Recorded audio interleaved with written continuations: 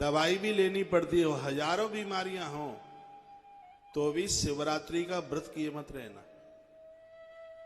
एकादशी के दिन, शिवरात्रि के दिन, रामनवमी के दिन, और जो मैंने ये आपको कृष्ण की अष्टमी और दुर्गाष्टमी ये बताई है, इन दिनों में पाप अन्न में वास करता है। नारद पुराण में लिखा है संपूर्ण अपराध उस दिन अन्न में घुस जाते हैं एकादशी के दिन। ये विशेष तिथियां हैं, ये व्रत की विशेष तिथियां हैं। उसमें एक शिवरात्रि का भी नाम आता है। शिव महापुराण में तो शिवरात्रि की बहुत बड़ी महिमा है। शिवरात्रिरिति ख्याता तिथिरेषा मम प्रिया।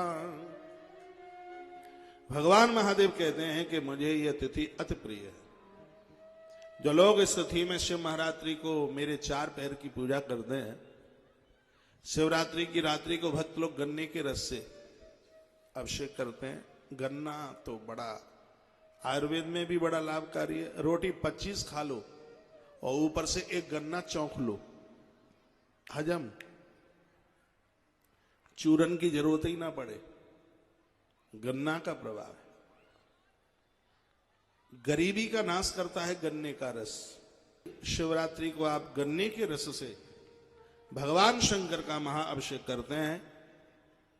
गन्ने का रस गरीबी का नाश करता है, दरिद्रता का नाश करता है। दूर्वा के रस से भी अभिषेक होता है। आगे मैं निवेदन करूंगा लिंग पुराण में काय चीज से अभिषेक हो, इन सब बातों के ऊपर बहुत जोर दिया गया है। घर में बच्चे पढ़ने में कमजोर हैं, उनके दिव्य बुद्धि के लिए, विशेष बुद्धि के लिए संकल्पित करते हुए उस बच्चे के नाम से, समझदार है तो उसको पास बैठाइए, दूर्वा का रस निकालिए और उसको दूध में मिलाइए। समझ लीजिए कि उसकी बुद्धि के ऊपर भगवान भोलेनाथ के द्वारा बड़ा प्रभाव पड़ेगा। ये दूर्वा की बहुत बड़ी महिमा है। तिल के तेल से भी भगवान शंकर का आरोग्यता के लिए अभिषेक होता है। किसी डॉक्टर ने यह कह दिया है कि अब ये ठीक नहीं हो सकता, तो जहां काम दवा से नहीं तो दुआ से काम चलता है। तो उस आरोग्यता के लिए वहां अभिषेक भगवान शंकर का इस प्रकार से होता है। दुश्मन को पराजित करने के लिए कल मैं निवेदन कर रहा था कि कनेर के फूल के रस के द्वारा भगवान शंकर का अभिषेक होता है। शहद से भी अभिषेक होता है, कपूर के पानी से भी भगवान महादेव का अभिषेक होता है।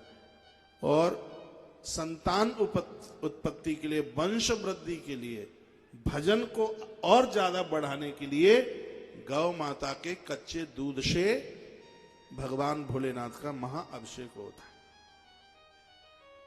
शिव अभिषेक की बहुत बड़ी महिमा है। और आज के ही प्रवचन में बात निवेदन की है, भगवान भोलेनाथ की पिंडी के पास बैठकर जो भी आप पूजा करते हो, उस पूजा का 10,000 गुना फल तत्काल हो जाता है।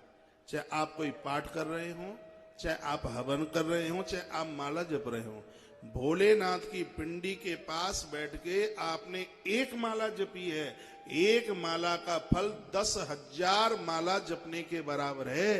ये कान के ढपोला खोल करके ठीक से सुन लो।